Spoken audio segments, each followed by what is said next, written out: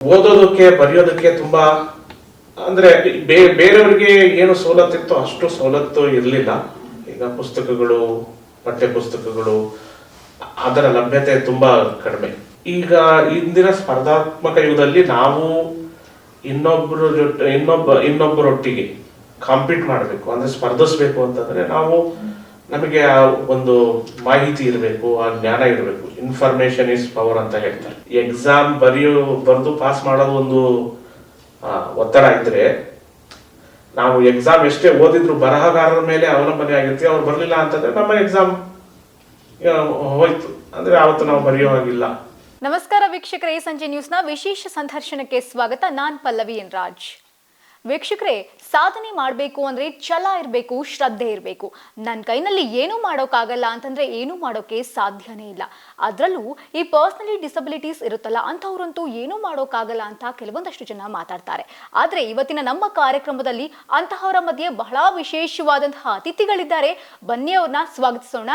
ನಮಸ್ಕಾರ ಸರ್, ಕಾರ್ಯಕ್ರಮಕ್ಕೆ ಸ್ವಾಗತ. ಸರ್, ತಮ್ಮ ಪರಿಚಯ ಮಾಡ್ಕೊಡೋದಾದ್ರೆ? ನನ್ನ ಹೆಸರು ಶೇಖ್ ಹಬೀಬುಲ್ ಹಕ್ ಅಂತ. ನಾನು ಸಿಸ್ಕೋ ಕಂಪನಿಯಲ್ಲಿ ಕಸ್ಟಮರ್ ಡೆಲಿವರಿ ಟೆಕ್ನಿಕಲ್ ಲೀಡರ್ ಆಗಿ ಕೆಲಸ ಮಾಡ್ತಾ ಇದ್ದೀನಿ. 10 ವರ್ಷದಿಂದ ಕೆಲಸ ಮಾಡ್ತಾ ಇದ್ದೀನಿ. ನಮಸ್ಕಾರ, ನನ್ನ ಹೆಸರು ಶೇಖ್ ಮೊಹಮ್ಮದ್ ಅಲಿ ಅಂತ ಹೇಳ್ಬಿಟ್ಟು ನಾನು ಸಿಸ್ಕೋ ಸಿಸ್ಟಮ್ಸ್ ಕಂಪನಿಯಲ್ಲಿ ಟೆಕ್ನಿಕಲ್ ಸಿಸ್ಟಮ್ಸ್ ಇಂಜಿನಿಯರ್ ಆಗಿ 10 ವರ್ಷದಿಂದ ಕೆಲಸ ಮಾಡ್ತಾ ಇದ್ದೇನೆ. ಸರ್, ಇವಾಗ ಈ ದೃಷ್ಟಿ ದೋಷ ಅಂತ ಬರುತ್ತಲ್ವಾ, ಅದು ಹುಟ್ಟದಾಗ್ಲಿಂದನೂ ಇರುವಂತದ್ದ ಅಥವಾ ಬೆಳೀತಾ ಬಂದಿರೋದಂತ, ಹೇಗೆ ಸರ್ ಅದ್ರ ಬಗ್ಗೆ ಹೇಳೋದಾದ್ರೆ? ನಾವಿಬ್ರು ಗೊತ್ತು ಹುಟ್ಟದಿಂದನೂ ಬೈ ಬರ್ತ್ ಹಾಗೆ, ಹುಟ್ಟದಾಗಿಂದನೂ ನಾವು ಹಾಗೆ. ನಾವು ಮುಖಂಡೇನು ಮಧ್ಯ ಹೋಗಿರೋದು ಅಂತಲ್ಲ, ನಾವು ಹುಟ್ಟುವಾಣಿಕೆಯಿಂದನೂ ನಮಗೆ ದೃಷ್ಟಿ ದೋಷ ಇದೆ. ಸರ್, ನಿಮ್ಮ ಒಂದು ಶಿಕ್ಷಣ ಎಜುಕೇಶನ್ ಬಗ್ಗೆ ಹೇಳೋದಾದ್ರೆ? ಆಕ್ಚುಲಿ ಪ್ರಾಥಮಿಕ ಶಿಕ್ಷಣ ಅನ್ನೋದು ನಾವು ಚಿಕ್ಕಮಗಳೂರಲ್ಲಿ ಓದಿದ್ದು. ಸ್ಪೆಷಲ್ ಸ್ಕೂಲ್ನಲ್ಲೇ, ಬ್ಲೈಂಡ್ ಸ್ಕೂಲ್ನಲ್ಲೇ ನಾವು ವ್ಯಾಸಂಗ ಮಾಡಿರೋದು 1 to 10th ವರೆಗೂ. ಮತ್ತೆ SSLC ನಂತರ ನಾರ್ಮಲ್ ಕಾಲೇಜಸಲ್ಲೇ ನಮ್ಮ ವಿದ್ಯಾಭ್ಯಾಸ ಆಯಿತು. ಸರ್, ಈ ಒಂದು ಲೈಕ್ ನೀವು ಎದುರಿಸಿದಂತಹ ಒಂದಷ್ಟು ಸವಾಲುಗಳು ಹಾಗೆ ಕಷ್ಟಗಳು, ಅದನ್ನ ಹೇಳ್ತಾ ಹೋದ್ರೆ? ತುಂಬಾ ಅಂದ್ರೆ ತಾವು ಪರಿಚಯ ಮಾಡಿದಾಗ ಹೇಳಿದ್ರಿ, ಎಲ್ಲ ಅಂದ್ರೆ ಅಂಗವಿಕಲತೆ ಅನ್ನೋದು ಒಂದು ಶಾಪ ಅನ್ನೋ ತರ ನೋಡ್ತಾರೆ ಜನ. ಅದು ಒಂದು ಪ್ರಾಕೃತಿಕವಾಗಿ ಬರುವಂತದ್ದು ಅನ್ನೋದನ್ನ ಗಮನಿಸಲ್ಲ. ಅದು ಪ್ರಕೃತಿಯಿಂದ ಆಗಿರತಕ್ಕಂಥದ್ದು. ವೈಜ್ಞಾನಿಕ ಮನೋಭಾವ ಕಡಿಮೆ ಇರುವಂತ ಒಂದು ಸಮಯ ಆವಾಗ. ಅಂದ್ರೆ ಮಾತಾಡ್ತಿರೋದು ಆಲ್ಮೋಸ್ಟ್ 20-25 ವರ್ಷದ ಹಿಂದೆ, ಇನ್ನೂ ಹಿಂದೆ. ಸೊ ಆವಾಗ ಇಷ್ಟು ಈಗ ನಾವು ಏನ್ ನೋಡ್ತಾ ಇದೀವಿ, ಮಾಹಿತಿ ತಂತ್ರಜ್ಞಾನ ಅದರದೆಲ್ಲ ಅಭಿವೃದ್ಧಿ ಇರಲಿಲ್ಲ. ಅಷ್ಟು ಕಂಪ್ಯೂಟರ್ಸ್, ಮೊಬೈಲ್ಸ್ ಎಲ್ಲ ಇರಲಿಲ್ಲ. ಆದ್ರೂ ಸುಮಾರು 90-93ನೇ ಇಸ್ವಿಯಿಂದ ನಮಗೆ ಬ್ರೈಲ್ ಲಿಪಿಯಲ್ಲಿ ನಮ್ಮ ಶಿಕ್ಷಣ ಇತ್ತು. ಅವಾಗ ನಮಗೆ ಓದೋದಕ್ಕೆ ಬರೆಯೋದಕ್ಕೆ ತುಂಬಾ ಅಂದ್ರೆ ಬೇರೆಯವರಿಗೆ ಏನು ಸವಲತ್ತಿತ್ತೋ ಅಷ್ಟು ಸವಲತ್ತು ಇರಲಿಲ್ಲ. ಈಗ ಪುಸ್ತಕಗಳು, ಪಠ್ಯ ಪುಸ್ತಕಗಳು ಅದರ ಲಭ್ಯತೆ ತುಂಬಾ ಕಡಿಮೆ. ಅಂದ್ರೆ ಬ್ರೈಲ್ ಲಿಪಿಯಲ್ಲಿ ಪುಸ್ತಕವನ್ನ ಒಂದು ಮುದ್ರಿಸೋದು, ಆ ಕೆಲಸ ತುಂಬಾ ಕಷ್ಟ. ನಮ್ಮ ಕರ್ನಾಟಕದಲ್ಲಿ ನೋಡಿದ್ರೆ ಈಗ ಸ್ವಲ್ಪ ಹೆಚ್ಚಾಗಿದೆ ಖಾಸಗಿ ಪ್ರಿಂಟಿಂಗ್ ಪ್ರೆಸ್ಗಳು. ಬ್ರೈಲಿಗೆ ಕೂಡ ಬೇರೆ ಬೇರೆ ಪ್ರಿಂಟಿಂಗ್ ಪ್ರೆಸ್ಗಳಿರುತ್ತೆ. ಈಗ ನೀವು ಪೇಪರ್ನ ಹೇಗೆ ಪ್ರಿಂಟ್ ಮಾಡ್ತಿರೋ ಪೇಪರ್ ಅಲ್ಲಿ ಬ್ರೈಲ್ ಲಿಪಿಯಲ್ಲಿ ಪುಸ್ತಕವನ್ನ ಮುದ್ರಿಸುವಂತಹ ಯಂತ್ರಗಳು, ಪ್ರಿಂಟರ್ಸ್ ಗಳೇ ಬೇರೆ ಇರುತ್ತೆ. ಮೈಸೂರಲ್ಲಿ ಸರ್ಕಾರಿ ಪ್ರಿಂಟಿಂಗ್ ಪ್ರೆಸ್ ಇತ್ತು. ಆ ಪಠ್ಯ ಪುಸ್ತಕಗಳು ಕಡಿಮೆ. ಆಮೇಲೆ ಈಗ ಇಂದಿನ ಸ್ಪರ್ಧಾತ್ಮಕ ಯುಗದಲ್ಲಿ ನಾವು ಇನ್ನೊಬ್ಬರೊಟ್ಟಿಗೆ ಕಾಂಪೀಟ್ ಮಾಡಬೇಕು ಅಂದ್ರೆ ಸ್ಪರ್ಧಿಸ್ಬೇಕು ಅಂತಂದ್ರೆ ನಮಗೆ ಒಂದು ಮಾಹಿತಿ ಇರಬೇಕು, ಆ ಜ್ಞಾನ ಇರಬೇಕು. ಇನ್ಫಾರ್ಮೇಶನ್ ಇಸ್ ಪವರ್ ಅಂತ ಹೇಳ್ತಾರೆ. Information is power. ಆ ತರದ ಮಾಹಿತಿಯನ್ನ ಗಳಿಸ್ಕೊಳ್ಳೋದು ಅಂತದ್ದು ಆವಾಗ ಸ್ವಲ್ಪ ಕಷ್ಟ ಆಗಿತ್ತು. ಕಡಿಮೆ ಒಂದು 10 ವರ್ಷ, 12 ವರ್ಷದವರೆಗೂ. ಆಮೇಲೆ ಕಾಲೇಜಲ್ಲಂತೂ ನಮಗೆ ಸರಿಯಾದ ಪುಸ್ತಕಗಳು ಇಲ್ಲೇ ಇಲ್ಲ. 1ರಿಂದ 10ನೇ ತರಗತಿವರೆಗೂ ಸರ್ಕಾರಿ ಮುದ್ರಣಾಲಯದಿಂದ ಏನು ಪುಸ್ತಕಗಳು ಸಿಗ್ತಾ ಇತ್ತು ಬ್ರೈಲ್ ಲಿಪಿಯಲ್ಲಿ ಅದಿತ್ತು. ನಾವು ಕಾಲೇಜಲ್ಲಿ ಓದಬೇಕಾದ್ರೆ ಆವಾಗ ನಾವು ಕೇಳೇ ಓದಿದ್ದು.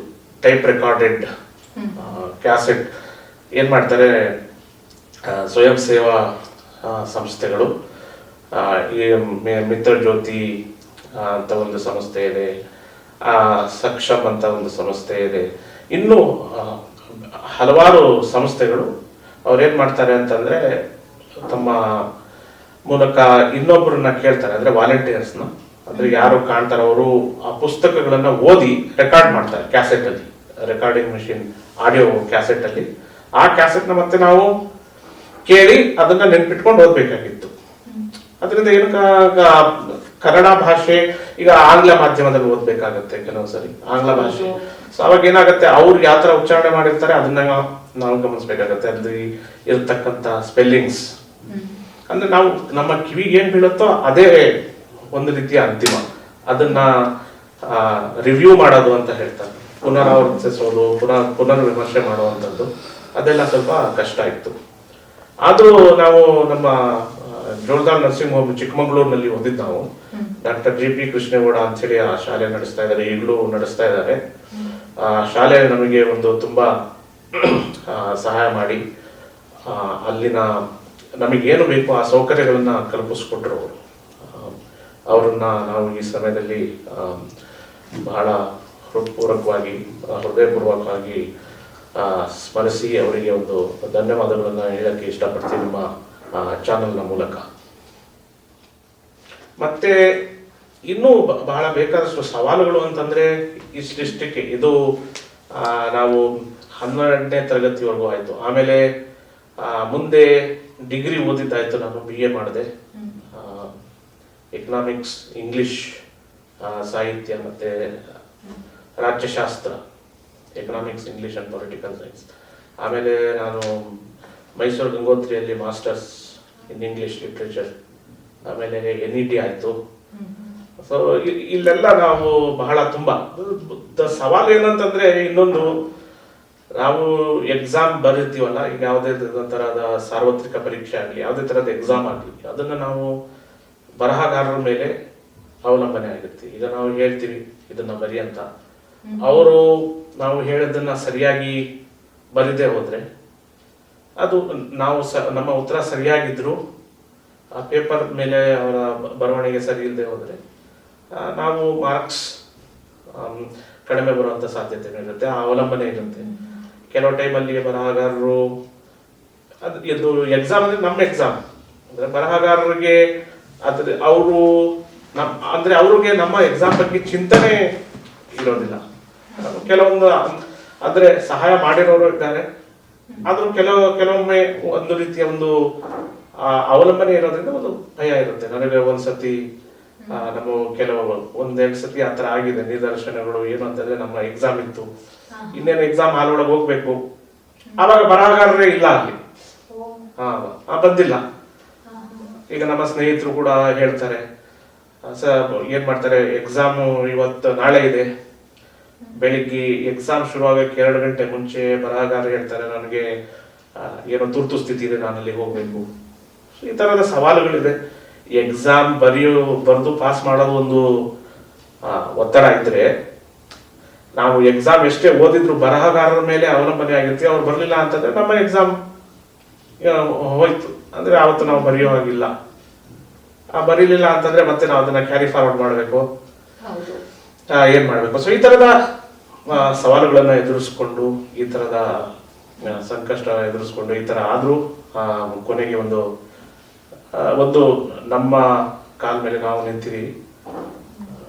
ಅದರ ಒಂದು ಇಷ್ಟು ಇದು ಸಂಕ್ಷಿಪ್ತವಾಗಿ ಹೇಳಿದ್ದೀನಿ. ಇನ್ನು ನೀವು ಪ್ರಶ್ನೆ ಕೇಳಿದ ಹಾಗೆ ನಾವು ಮುಂದೆ ಇದರಲ್ಲಿ ಮತ್ತೆ ವಿವರಿಸ್ತಾ ಹೋಗ್ತೀವಿ.